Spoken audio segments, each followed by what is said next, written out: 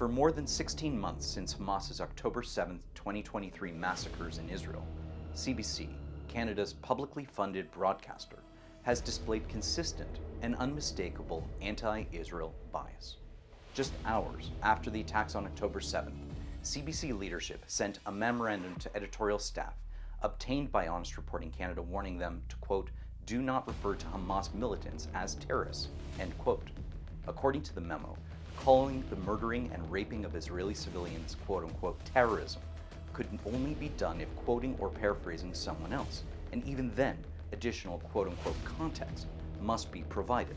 Additionally, the memo warned staff not to say that Israel does not occupy Gaza, even though Israel's permanent presence there ended more than 18 years earlier.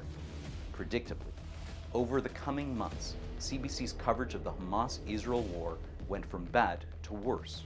In 2021, a number of CBC journalists had signed an open letter demanding more anti-Israel coverage in the Canadian news media. At first, CBC said that anyone who signed the letter would not be permitted to cover Israel, but soon relented. And today, the broadcaster has allowed journalists who have signed this anti-Israel petition to shape Canadian public opinion about Israel. More recently, CBC has repeatedly platformed a Gaza-based journalist, Abu Bakr Abed, giving him a chance to spew his anti-Israel disinformation to countless Canadians. Abed has not only expressed fanatically anti-Israel views on social media, but CBC has not divulged that he is tied to Press TV, the official mouthpiece of the Islamic Republic of Iran's regime, which was sanctioned by the Canadian government in 2022.